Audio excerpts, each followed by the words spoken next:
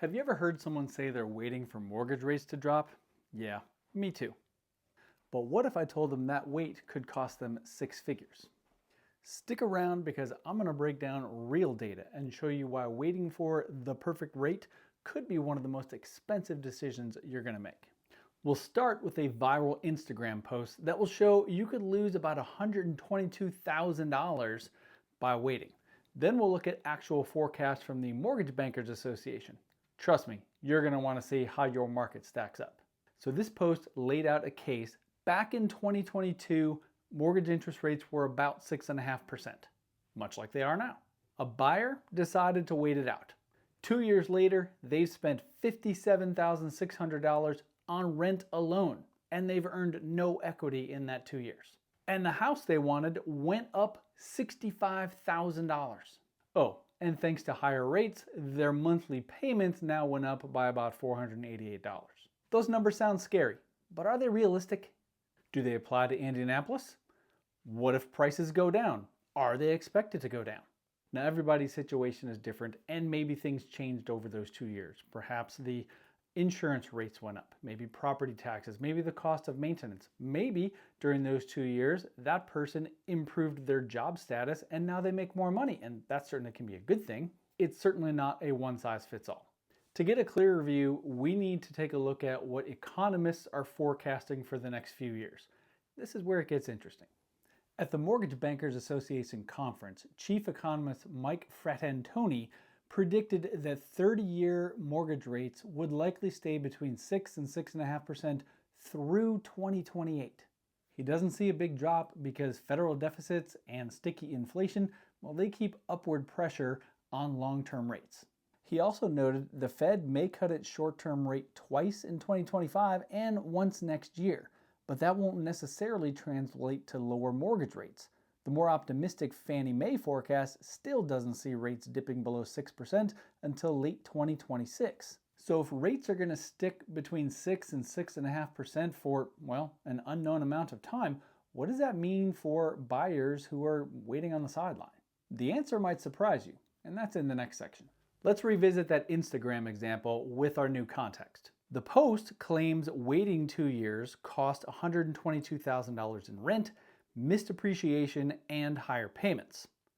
If rates stay above 6% as the MBA predicts, waiting another year or two likely won't save you more than a few $100s a month, but could cost you tens of thousands in rising prices or continued rent. Even if rates were to drop to 5.5%, the home prices would have to drop about $60,000, and economists say that is extremely unlikely. But local markets matter, and here in the Midwest, prices are still rising as of now. So what do you do if you're on the fence? Coming up, I'll go through the questions you could ask yourself before pulling the trigger, and why timing the market may not be the smartest play. Here's the thing. You can't control mortgage rates, but you can control whether your payment fits your budget. Ask yourself these questions. Can I afford the payment comfortably? Will this house suit me for at least 5 years? That way, in the end, if you're there that long or longer, you've built up equity so that you actually make money on the property when you go to resell it. Do I have savings for maintenance or emergencies? Because now as the homeowner, you're responsible for all those things. There's no landlord around who's going to take care of those maintenance or emergency issues. What's happening in my local market? National news? Well, it's national. And even statewide or city news is a much larger concept than you and your own personal finances and the area in which you want to live. Are prices going up? Are they steady? Are they potentially coming down?